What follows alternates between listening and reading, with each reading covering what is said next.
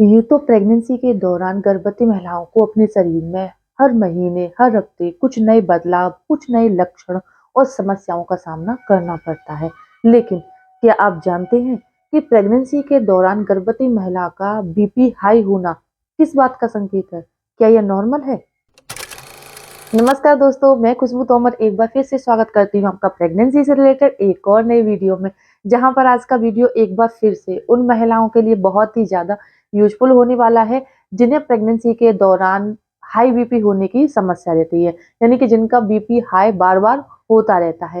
Pregnancy में आपके साथ ऐसा क्यों होता है? यानी कि प्रेगनेंसी में गर्भवती महिला का बीपी हाई क्यों होता है? इसके पीछे क्या कारण है? और इसे घरेलू तरीके से कैसे कंट्रोल किया जा सकता है, जिससे कि आपके घर में पल रहे बच्चे को किसी भी तरह की कोई प्रॉब्लम ना हो।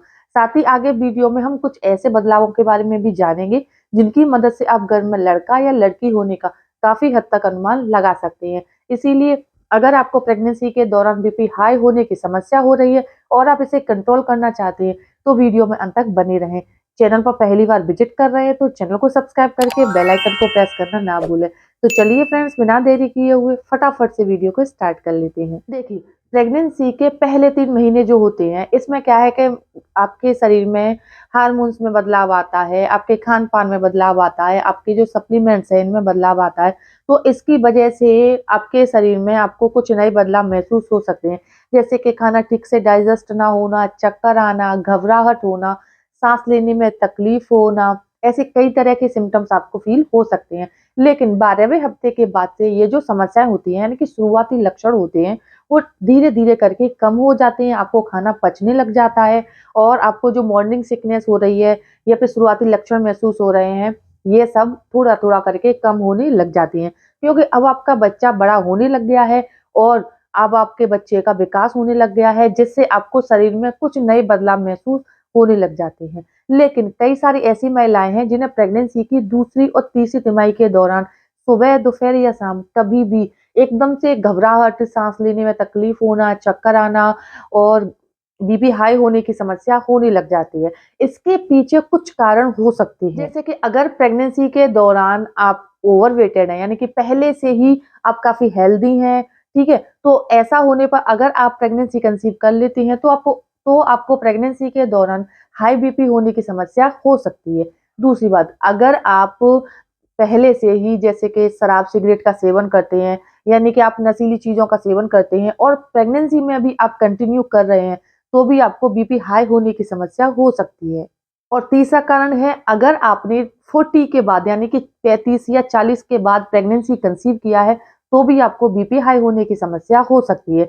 तो फ्रेंड्स, ये हैं वो 3 कारण जिसकी वजह से प्रेगनेंसी में महिलाओं को बार-बार बीपी हाई होने की समस्या हो सकती है। वैसे तो देखिए, प्रेगनेंसी के दौरान बीपी हाई या लो होना एकदम से नॉर्मल होता है, क्योंकि आपकी बॉडी में हार्मोन्स में बदलाव आ रहा है, आपके खान-पान में बदलाव आ रहा है, आपकी दवाइयाँ, बहुत सारी चीज़ें हैं जिससे आपके शरीर पर काफ़ी बुरा और अच्छा प्रभाव पड़ता है, जिसका सीधा असर आपके बीपी पर भी पड़ता है। क्योंकि प्रेगनेंसी के दौरान आपका जो ब्लड सर्कुलेशन है, वो भी उसमें भी काफ़ी बदलाव आता रहता है, जिससे आपका बीपी हाई या लो हो सकता है। लेकिन अगर ये समस्या आपको कभी-कभार हो रही है तब तक तो नॉर्मल है। अगर ये आपको रेगुलर हो रही है, हर दिन आपको बीपी हाई होने की समस्या हो रही है, तो आपको डॉक्टर से जाकर अपना चेकअप करवाना है और हर हफ्ते करवाते रहना है, जिससे कि आपके घर में पल रहे बच्चे पर किसी भी तरह का बुरा असर ना हो।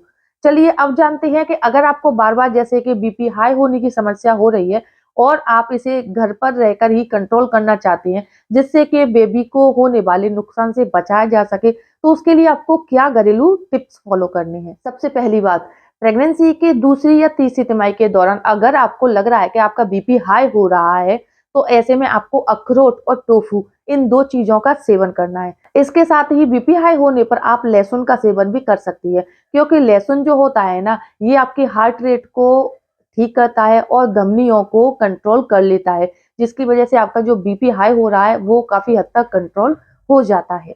तीसरी बात, प्रेगनेंसी के दौरान अगर आपका बीपी 1 आध हफ्ते में, 15 दिन में या महीने में हाई हो जाता है, तो ऐसे में क्या है कि आपको प्रेगनेंसी के दौरान अपनी बॉडी को एक्टिव रखना है, यानी कि हल्के-फुल्के वर्कआउट करते रहना है, जिससे आपकी बॉडी एक्टिव रहेगी और आपका जो बीपी है वो भी कंट्रोल बना रहेगा। अब आपको पता कैसे चलेगा? काफ़ी सारी महिलाएँ हैं जो कि अगर बीपी की पेशेंट है, यानी कि पहले भी आप उनका बीपी हाई या लो हो जाता है, तो उन्हें इसके बारे में पता होता है, इसके लक्षणों के बारे में भी पता होता है। लेकिन कुछ महिलाओं के साथ प्रेगनेंसी में ही ऐसा होता है, तो ऐसे में आपको क्या-क्या सिम्पटम्स फ़ील हो सकती हैं? यानी कि अगर आपका बीपी हाई हो रहा है, तो ऐसे में आपका शरीर आपको कुछ संकेत देता है, जिन्हें आपको समझना है और इन टिप्स को फ़ॉलो करना है। अगर इन टिप्स को फ़ॉलो करने के बाद भी बीपी आपका कंट्रोल में नहीं आ रहा है, तो तुरंत ही आपको डॉक्टर से संपर्क करना है। सबसे पहली बात, अगर आपको प्रेगनेंसी के दौरान जैसे कि आपका बीपी हाई हो रहा है, तो इस दौरान आपको लगातार सिर में दर्द की समस्या हो सकती है।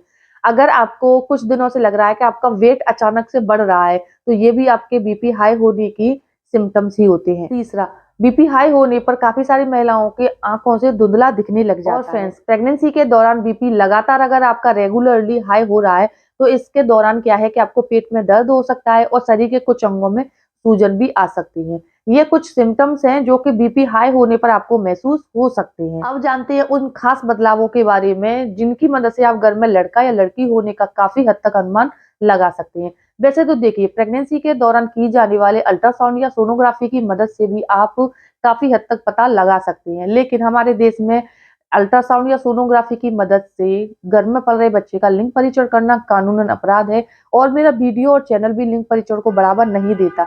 लेकिन फ्रेंड्स, अल्ट्रासाउंड में कुछ ऐसी बातें होती हैं जो कि लड़का होने पर आपको अलग महसूस होती हैं और लड़की होने पर अलग महसूस होती है। तो आपको अल्ट्रासाउंड को समझना भी आना चाहिए। वैसे देखिए, अल्ट्रासाउंड को कोई भी नॉर्मल व्यक्ति नहीं समझ सकता है। इसमें लिखी बातें जो होती हैं, कोई एक्सपर्ट या डॉक्टर ही समझ सकते हैं, या फिर जो एक्सपर्ट्स हैं, काफ़ी लंबे समय से अल्ट्रासाउंड या सोनोग्राफी कर रहे हैं, वो ही अल्ट्रासाउंड को बेटर तरीके से समझ पाते हैं। लेकिन कई बार क्या होता है, जैसे आपने देखा होगा कि हर महिला की प्रेगनेंसी में जब उनके अल्ट्रासाउंड किए जाते हैं, तो उनके बच्चे की जो एफएचआर होती है, यानी कि फेटल हार्ट रेट जो होती है, वो हर बार, जैसे कि प्रेगनेंसी में आपके 4 से 5 अल्ट्रासाउंड किए जाते हैं, हर बार बच्चे की जो एफएचआर होती है, वो चेंज हो जाती है। बच्चे की एफएचआर इसीलिए चेंज होती है, कई बार बच्चे की जो धड़कन है, वो काफ़ी हाई रहती है, यानी कि स्पीडली चलती है, कई बार स्लो हो जाती है। बच्चे की धड़कन जो होती है, इससे भी काफ़ी हद तक अनुमान लगा सकते हैं। देखिए, ऐसा माना जाता है कि अगर आपके अल्ट्रासाउंड में, हर एक अल्ट्रासाउंड में आपके बच्चे की जो हार्ट रेट है, वो लगातार 140 से कम आ रही है, तो ऐसी कंडीशन में लड़का होने के चांसेस ज़्यादा होते हैं। हालाँकि लड़की भी हो सकती है, लेकिन लड़का होने के चांसेस ज़्यादा होते हैं। दूसरा, प्लेसेंटा पोज़ीशन। प्लेसेंटा जो होती है ना, वो आपके गर्भ में पल रहे बच्चे की एक पोज़ीशन होती है कि आपका बच्चा आपके पेट में किस साइड में, आगे की तरफ, पीछे की तरफ, ऊपर या नीचे, कहाँ है। तो अगर आपकी, जैसे कि आपके जो बच्चे की प्लेसेंटा पोज़ीशन है, हर बार अल्ट्रासाउंड में पोस्टीरियर आ रही है, तो ऐसी कंडीशन में भी लड़का होने के चांसेस ज़्यादा होते हैं। वैसे देखिए, ये आपके बच्चे की एक पोज़ीशन होती है जिसमें लड़की भी हो सकती है, लेकिन ज़्यादातर केसेज़ में ऐसा ही माना जाता है और ऐसा ही होता है। इसीलिए इन 2 चीज़ों को अपनी अल्ट्रासाउंड रिपोर्ट में समझकर भी आप काफ़ी हद तक अनुमान लगा सकते हैं।